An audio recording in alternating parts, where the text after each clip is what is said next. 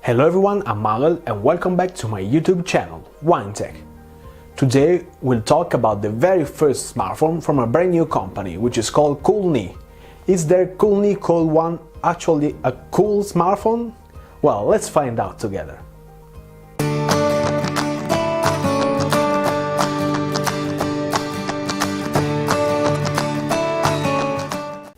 Okay, so let's talk about specification first.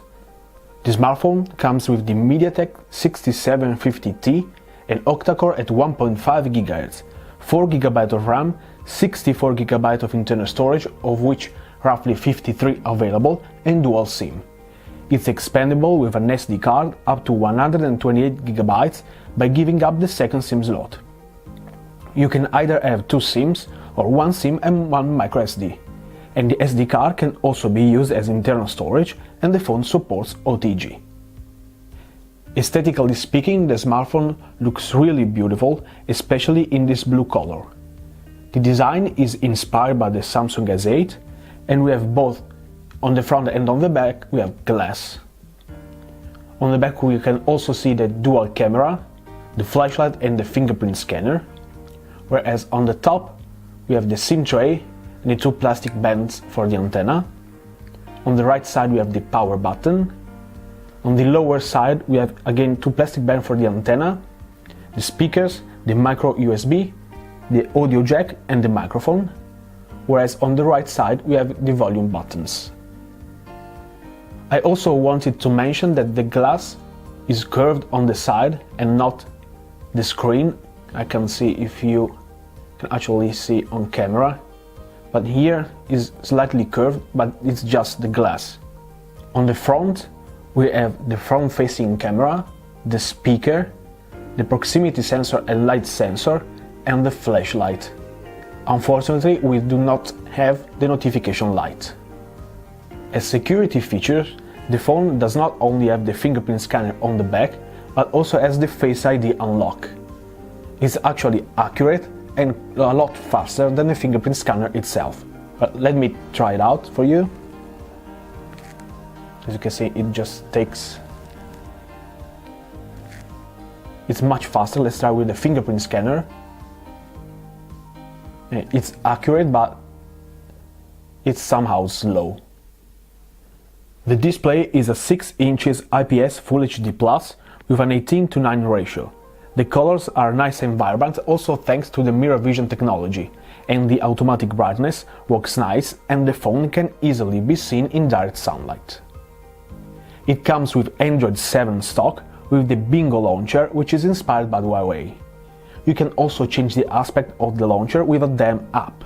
This is a nice addition, but personally I don't like this launcher, since it makes using other launchers just a pain. It keeps pushing itself on top and doesn't adjust to other launchers being the default ones. Yet the user experience by this launcher is smooth and without any lag. Let me just show you how to change DEMs. No, it's in the system. No, it's actually done like this. And on the bottom you can see DEM. With the camera focus, we have different ones. Not too many, but still, it's actually a nice addition. One thing that I didn't like about this launcher, despite being smooth and always fast and reactive, is the widgets. Let me show you the widget page. As you can see, I have lots of them. Let's just try the weather widgets. We click on it, we have no preview on how the widget will look. So we always have to test it, all of them, before actually seeing if you like it or not, and to me it's quite a downside. We also have the flip to silence feature, as well as the pure background one, which will clear apps in the background that we do not allow to run, and therefore reducing the battery consumption. Unfortunately, it seems this feature isn't working properly, since sometimes I had to open my apps in order to receive notifications, even though the pure background was deactivated or those apps were whitelisted. We can see the pure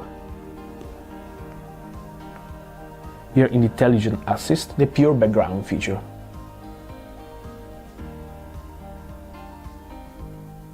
Now I've deactivated, but sometimes it's a little buggy. Talking about gaming, with 4GB of RAM and the MediaTek 6750T and the Mali T860 makes gaming decent. It might take a little longer to load games when you first start them, but when loaded they will run without issue. Talking about connectivity, we have dual-band Wi-Fi, both 2.4 and 5 GHz. The GPS works great and it's very accurate and fast. It takes around 5 seconds to get a satellite fix. The phone has Bluetooth 4.0 and works perfectly with my car, earphones and laptop. The speaker on top is actually very good, with clear and loud sounds, much better than phones in the similar price range, and the bottom speakers are also quite loud as well. The phone has a 3190 mAh battery and the autonomy is just sufficient. With normal usage you will get by the end of the day without any problem, but in case you are a heavy user you will have to charge it at least once in the afternoon.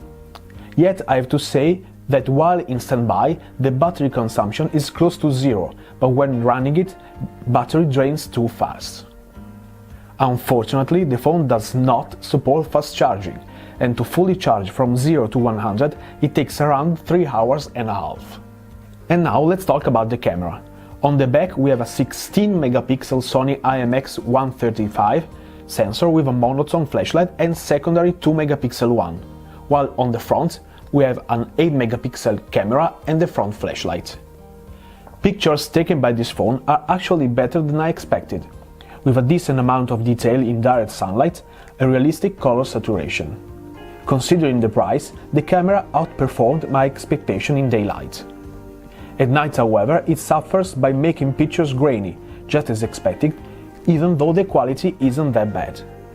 The front camera takes decent pictures with good lighting, but it's actually not that bad with low lighting as well, whereas the front flashlight only works enough to light up close objects, but still a useful addition. As all Chinese smartphones in this price range, the secondary camera is simply useless.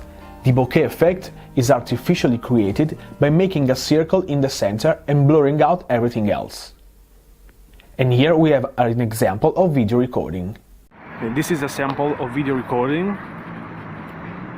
The software has image stabilization, the electronic one.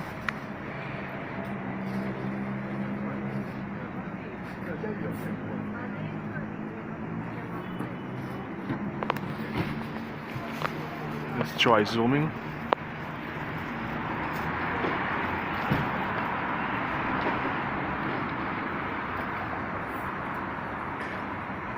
In conclusion, for $150 you're getting a nice design, of which I love the feeling the phone has in my hands. It just feels right holding it, despite being a 6-inch screen and also despite the cover getting dirty quite easily. We also have a stock user experience with a smooth interface, 4GB of RAM and 64GB of storage, and the key point of this phone is the screen, which is absolutely beautiful. And a personal opinion, I like the audio jack in the bottom of the phone. On the other hand, we have a battery life that could be better. We have a slow processor, so we should have a longer autonomy, and it does not have fast charging. The pure background features, also blocking notification, could be annoying, and no notification light could be a bummer for a lot of people, but personally I don't mind having it or not. Also, the phone is quite heavy despite the small battery. It weighs around 220 grams. Being the very first smartphone by this company is actually a nice start, yet I think they should be focusing more on battery optimization and bug fixing. For $150 you are getting a nice phone, yet it doesn't stand out. Still, if this is just the beginning, I can't wait to see what they'll show next. Thanks everyone for watching. If you liked it, please give it a thumbs up and don't forget to subscribe and follow me on Instagram and Facebook as well. If you like the smartphone, you can find it in the description box below, a direct link to buy it. Well, see you soon in the next review. Ciao!